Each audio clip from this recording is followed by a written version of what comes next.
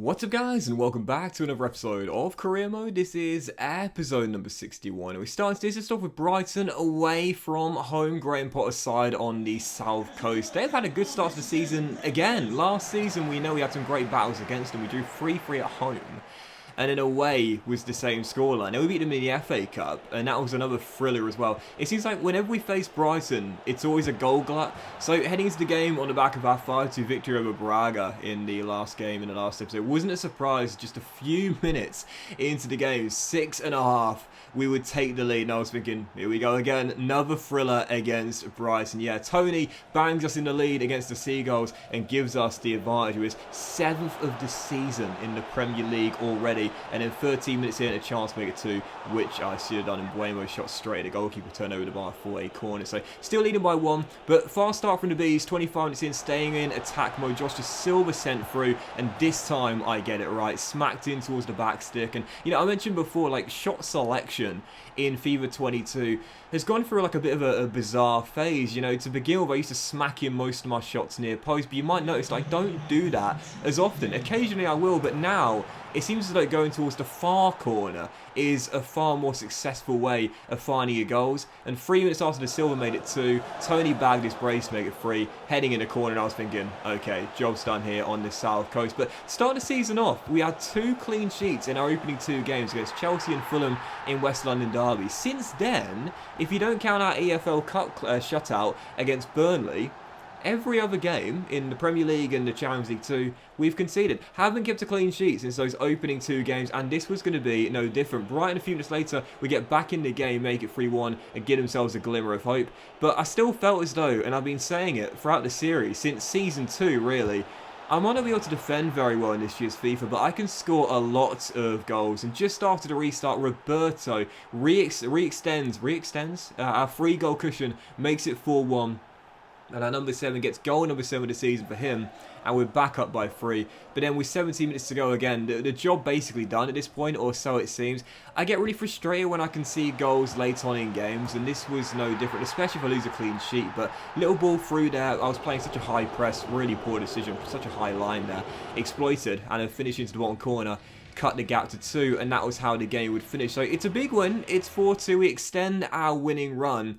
But again, you'll notice here, and this is going to be a key theme in today's episode, you'll see me talking about this a lot. I should say, you'll hear me talking about this a lot. Brighton scored both of their goals with both of their shots on target. And that's something I'm noticing a lot in this year's FIFA. You will put a lot of shots on the AI's goal, but you won't score the majority of them. However, the AI will score the vast majority of their attempts. If it's on target, more often than not, it's going to find the back of the net. And more on this in a moment. But the second game of today's episode, Liverpool. Massive game here at the top of the table. The champions, the Reds, who ran away with it last season. I kept on talking about how last year we were runners-up in the Premier League, but we were runners-up by many, many points. Liverpool basically won it at Christmas. It was their title to lose. They never let it drop. So taking on Klopp's side, whilst we have started the season off top of the tree, knowing we're taking on the champions, and champions are champions for a reason. We had the fast start. Gutierrez's first chance heading that across wide, it was still 0-0. But the Reds had their first opportunity half an hour in. Paul Pogba now at Anfield offloads to Kulusevski, and it's drilled in at the near post by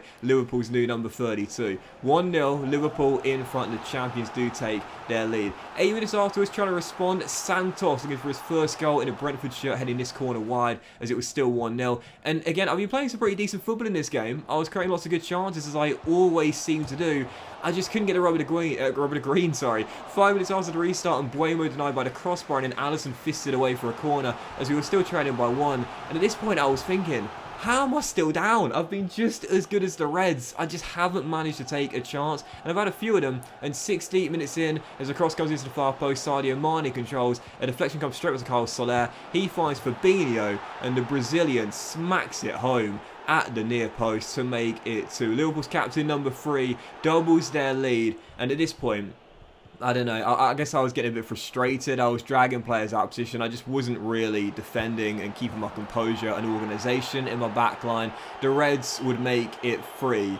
And after we dumped them out of the EFL Cup semis last year, those memorable 2 legs over Liverpool, let's just say they wanted revenge, and they got it at the Community Stadium. 3-0 Liverpool. And in stoppage time, just trying to grab a consolation goal, you know, something positive we scored in every single Premier League game so far. This was going to be the game where we wouldn't unless we could find a consolation. Tony denied by Alisson, and then by the crossbar. What a weird deflection it took as the ball span out of play for a goal kick. Final score, Brentford 0, Liverpool 3. And look at these stats at full time. Liverpool took 6 shots, had an XG of 2.1. We had 11, an XG of 4. An XG of 4. Yet how many goals did we score? 0. Yeah, it's just so frustrating. And it's games like that where, you know, as I always say, I present the highlights package very fairly. I don't try and sweep anything under the rug. You know, I always tell it how it is. If I've been dominated and beaten massively and badly and bruised and hurt and my pride's been shaken, I'll show you it and I'll be honest about it. But there's games like that where I've played really, really, really well. And I'm like, how did I not get a single goal? But then I remind myself, like, this is ultimate.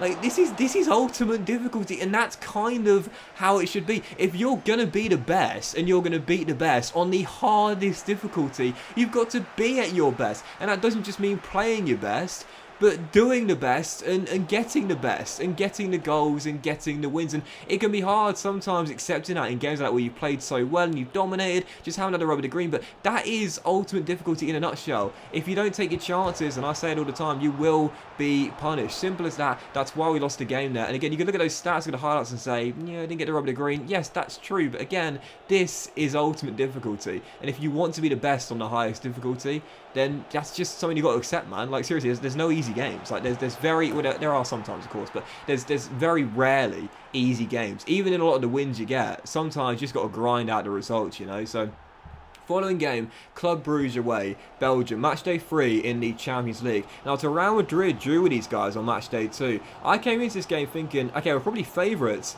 but I can't see it being a walkover. And 64 minutes in, after Jesse Lingard gave us the lead with his 4th goal in the opening 3 games, the Belgians would turn in the leveller from such a tight angle. I don't know why this goal, but it just reminded me of the Bernardo Silva goal against Manchester United in the Manchester Derby last weekend. I don't know why, it was just such a tight angle. It was one of those goals where, like, it went in and I was like, what happened there? Like, how did it go in? I don't know how Balo messed up so badly there and got his angle so wrong. If he just stood still, he would have made save. But look at the XG here. 4.3, 12 shots in the game.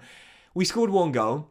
Club Brugge took 1 shot. XG of 0.2, 0.2, and they drew the game 1-1 with a really crisp and clinical finish at the near post. So it's a draw. We're still in the top 2 for now in the Champions League. We're still top of the tree for now in the Premier League, but only on goal difference against Liverpool. But again, I'll say it.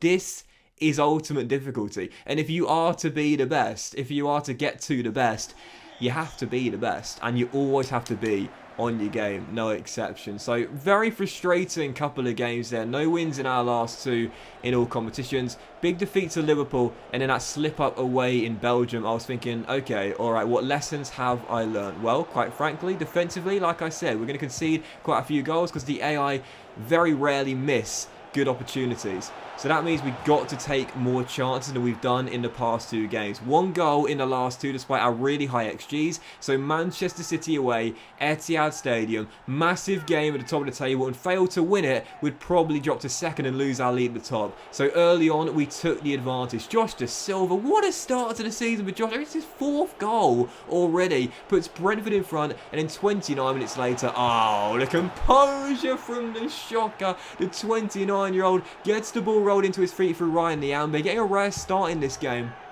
And Tony with the swivel, the turn, the finish puts us 2-0 up at the Etihad Stadium. I was thinking, okay, this is what I need to be, man. Because at the end of the day, you've seen since the start of the season, I can't defend. And when the AI is capable of doing stuff like that, players turning into Lionel Messi, it's going to be hard to stop them from getting goals. They're going to turn in from all sorts of angles, like you saw in the Bruges game, shots from range. You know that. It's going to be the case. So I'm going to concede a lot of goals. I won't keep many clean sheets, so I need to outscore my opponent. Sounds obvious, but it's just the case. I just cannot defend against ultimate difficulty. Very few people can, so I've got to be more clinical. So Man City back in the game right before the break. Right after the break, Gutierrez' shot well saved by Edison saw the score remain at 2-1, and with 15 minutes to go, after Ferran Torres drilled the ball into the bottom corner, I was thinking, here we go again. Another game where I've played really, really well, but I can't defend, and I just haven't taken my chances. From 2-0 up, we surrendered the lead, and Manchester City equalised, and I was thinking, right,